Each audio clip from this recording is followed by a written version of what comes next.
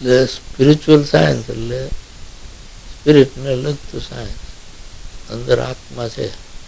Physical science ગમે તે જે કહેતું એ કહે, પણ ફિઝિકલ સાયન્સ એમ તો કહે છે ને કે ભાઈ આ શરીર મરી જાય છે, મરી જાય ત્યાં શું થાય?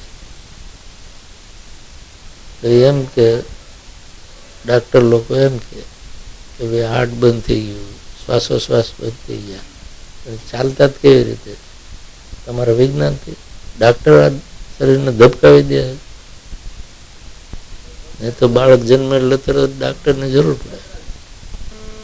આનું હાર્ટ ચાલુ કરી દો, આના શ્વાસ ચાલુ કરી દો. એટલું તો ઇનેટ લઈને આવે છે. એ જન્મે ત્યારે ફિઝિકલ સાયન્સ નથી. આપણે ઊંઘી જઈએ છીએ. આપણે કંઈક બધું મગજથી સમજીને ઇન્ટેલિજન્સથી બધું કરીએ. આપણે ઊંઘી જઈએ છીએ ત્યારે હૃદય ધબકે છે, તે ઇન્ટેલિજન્સથી ધબકે છે.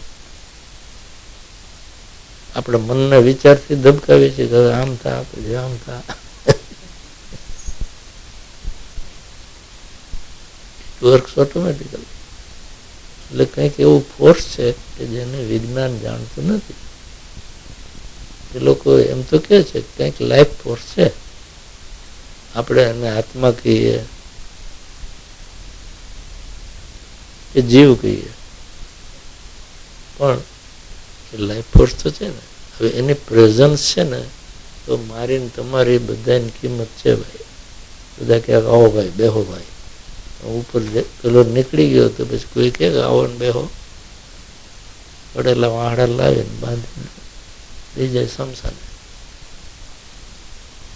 એટલે કિંમત શરીરની છે જ નહીં, ફિઝિક્સની છે જ નહીં, તો ફિઝિકલ સાયન્સની પણ કિંમત નથી. એટલે જ આપણું શાસ્ત્ર એ સિદ્ધાંતથી શરૂ થાય કે બ્રહ્મ સત્યમ, આ જગત મિથ્યા.